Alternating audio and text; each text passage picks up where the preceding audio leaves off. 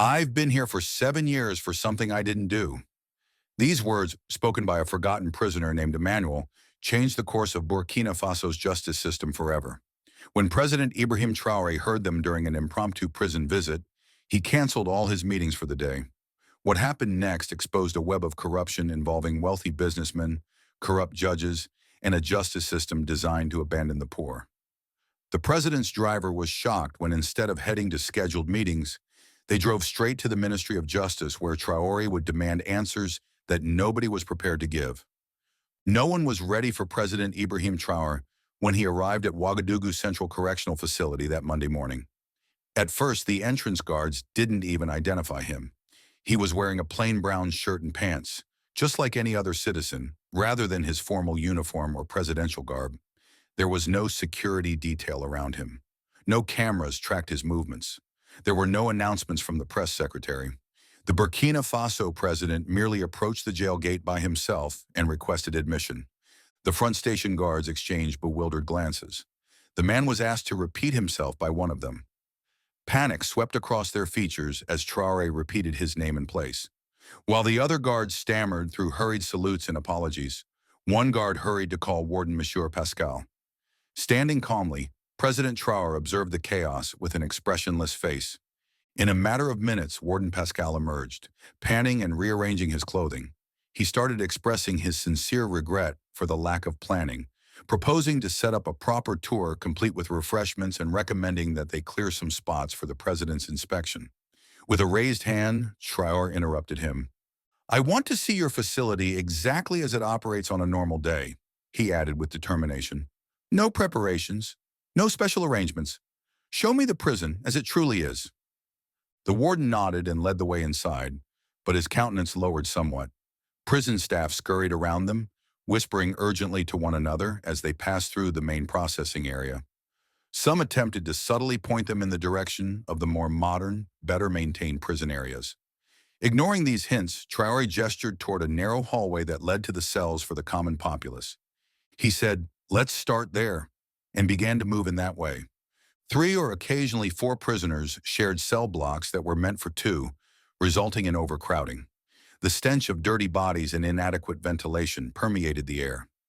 Inmates crowded against their bars as Traore made his way through the cramped passageways between cells, gazing incredulously at the president of their nation, who was only a few feet away.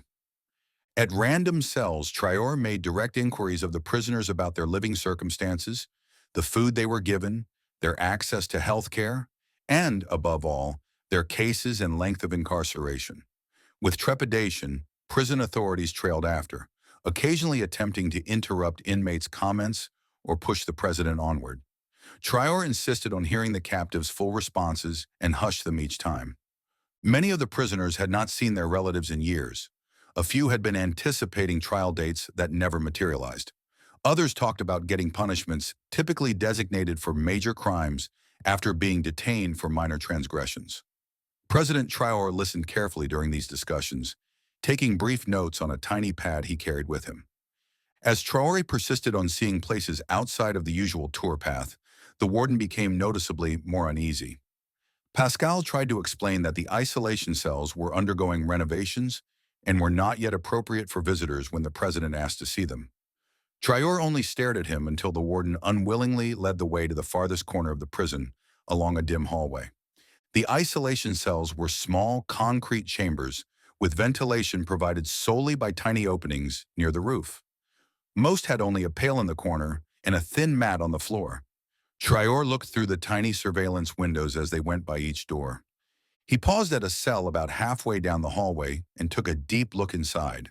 When the observation slit opened, the man within was sitting quietly on his mat, not even raising his head. This man appeared to be content with his seclusion, in contrast to other inmates who had hurried to the doors upon hearing visitors. "Open this door," said Traore. The president entered the cell by himself, squatting to eye level with the seated inmate as the door swung open. At last, the man raised his head, perplexed by the unexpected guest. Then Traore said, "What's your name?" "Emmanuel," the man said in a raspy, unusable voice. "Why are you here, Emmanuel?" Emmanuel's tale developed throughout the course of the following 15 minutes. He had been a clerk at a local import company 7 years prior. Because his boss's nephew needed a job, Emmanuel was charged with merchandise theft. He was swiftly found guilty and given a 10-year sentence in spite of the lack of proof and his persistent denials of guilt. Prior to the trial, he had only met with his court-appointed attorney once. His family finally stopped coming because they couldn't assist and thought the charges were true. President Traore's face shifted from interest to worry and then to rage as Emmanuel talked. After a moment of silence, Traore asked one last inquiry as the story came to an end. "Do you have any documentation of your case? Anything that might prove your innocence?" Emmanuel gave a headshake. "The only papers I saw were the ones I was forced to sign. I can't even read well, sir. I never knew exactly what they said." After giving a single nod, Traore turned and left the jail. With a rehearsed smile, the warden, who had been waiting nervously in the hallway, moved forward. "Shall we continue the tour, Mr. President?" "No," Traore said emphatically. "What I need now are this man's complete files. Immediately."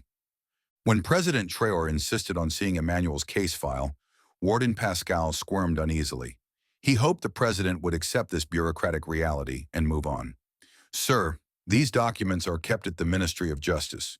We only have basic intake information here at the facility. Retrieving the complete file could take days," he stated. This response did not satisfy Traore. "Call your staff. Get whatever documentation you have on this prisoner right now. I'm not leaving until I see something concrete about this case." The president's tone was uncompromising as he addressed the warden directly. With a nod, the warden dispatched 2 guards to rush to the administration area. Only a copy of the sentencing report and intake paperwork were among the few documents they brought back. Traore glanced over them rapidly, his face growing serious as he read. He took out his phone and made a string of brief, direct calls without saying another word. He canceled all of his appointments for the day, starting with his chief of staff, then to the Ministry of Justice, telling Justice Minister Diouf to bring Emmanuel's entire file to him right away.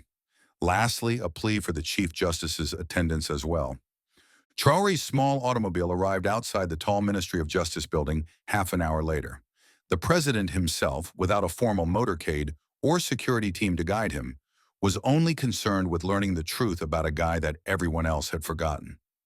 A big folder was placed on the conference table between Justice Minister Diouf and the Chief Justice as they anxiously waited inside the minister's office.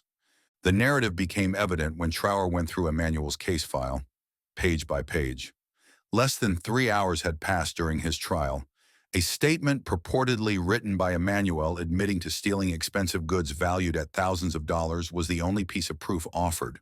Throughout the hearings, the defense lawyer designated by the court had hardly spoken and had not brought any witnesses.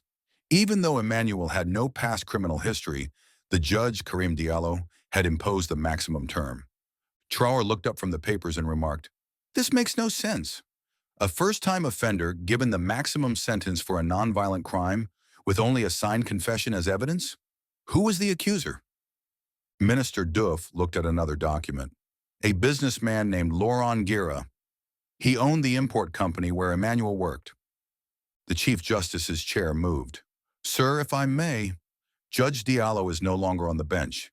He was quietly removed 3 years ago after some irregularities in his cases were discovered." Traore inquired, "What kind of irregularities?" "There were suspicions he accepted payments for favorable rulings," the Chief Justice grudgingly acknowledged. Following such discovery, Traore's inquiry proceeded swiftly. He put together a separate group of legal professionals, being sure to select individuals who had no ties to the existing system of power. He gave them instructions to look into Emmanuel's situation thoroughly and impartially. They discovered the truth in a week. Laurent Guerra, the rich businessman who owned the import company, had paid Judge Diallo off.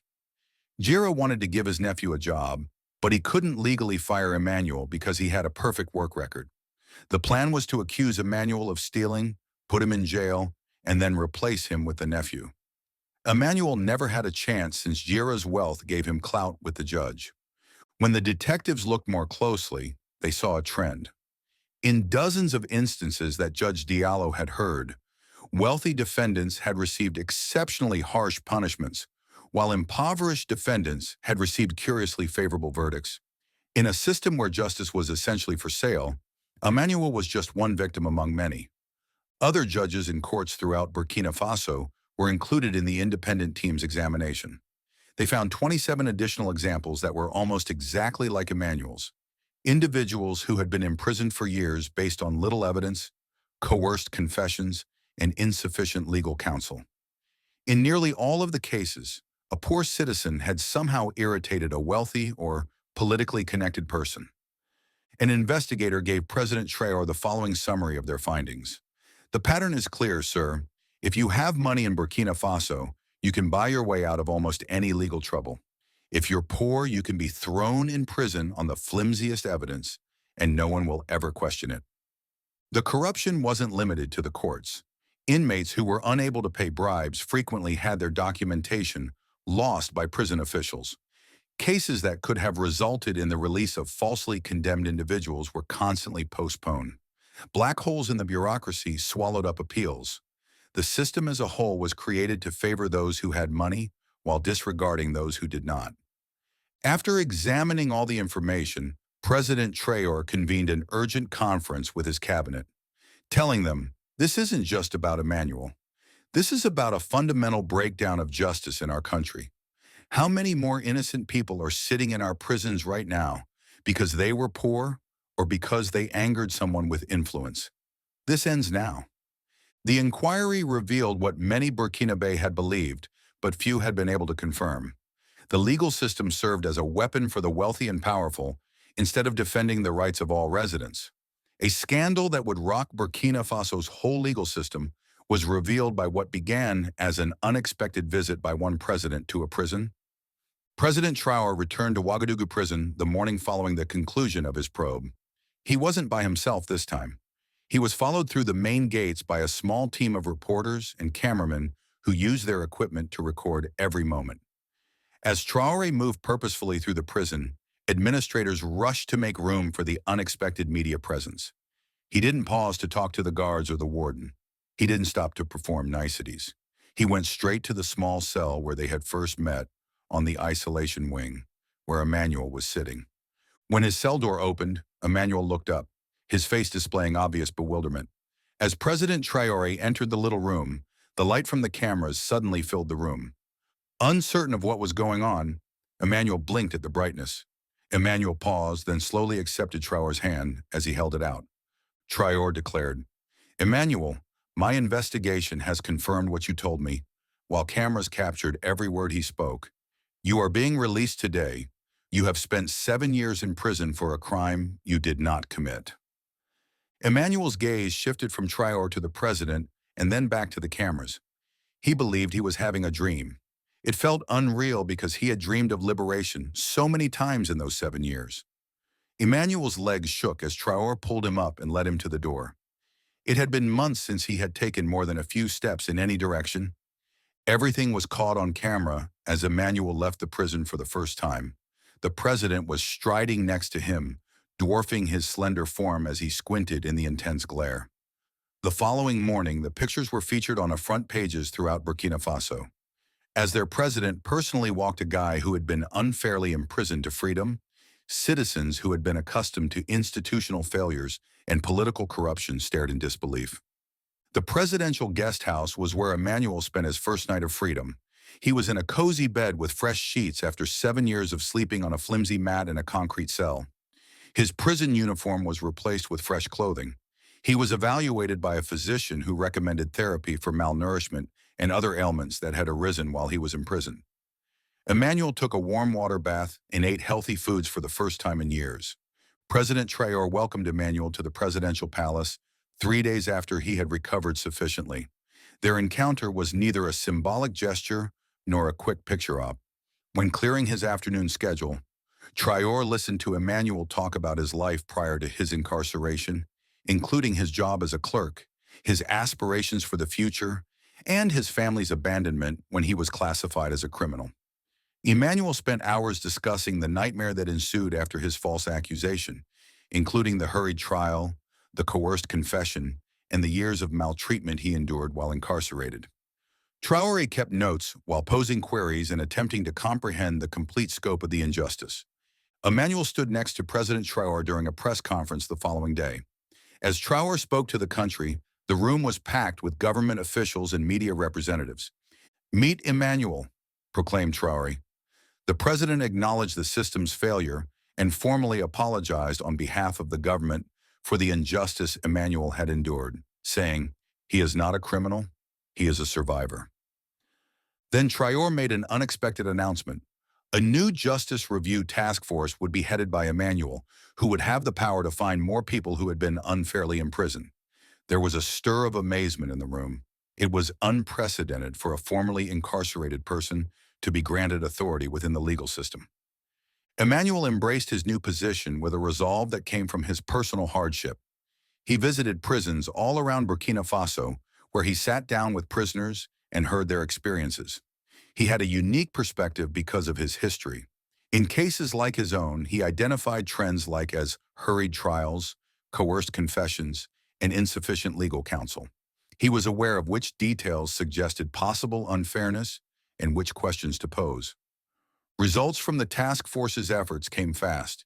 They found dozens more cases that needed to be reviewed right away. After the task team found no evidence linking the farmer Isidore to the alleged crime, he was released from prison after serving 12 years. After being falsely charged for 9 years by a business rival, Jacob was able to restore his freedom. Every case confirmed what Emmanuel already knew. For years, the nation's most vulnerable residents had been let down by the legal system. People all around Burkina Faso were inspired by Emmanuel's journey from forgotten prisoner to justice advocate. People come forward to share their experiences of similar injustices. After years of fighting for change, proponents of legal reform realized that the president himself was now supporting their work. In a nation where many people had lost faith in the possibility of real justice, Emmanuel came to represent hope. After being wrongfully imprisoned, Emmanuel never thought he would find purpose again, but the work gave him it. Even while he still felt the anguish of his 7 lost years, he used it to make sure that others wouldn't have to go through what he had. Every individual released as a result of the task force's work symbolized a tiny bit of atonement for Emmanuel, as well as the legal system. A straightforward prison visit gave rise to a nationwide movement for justice reform. Everything changed when President Traore agreed to listen to Emmanuel. Within a year, Burkina Faso released more than 200 persons who had been unfairly imprisoned, updated its legal laws, and set up independent review bodies. Representatives from nearby African countries traveled to examine these measures. After seeing how successful Burkina Faso's system was, Ghana, Mali, and Niger adopted comparable ones. Even more astounding was Emmanuel's metamorphosis. His story demonstrated how leadership that actively addresses injustice can quickly influence society, going from a solitary prisoner to a trusted expert on human rights problems. People all around Africa are still motivated to believe in the possibility of real justice by his narrative,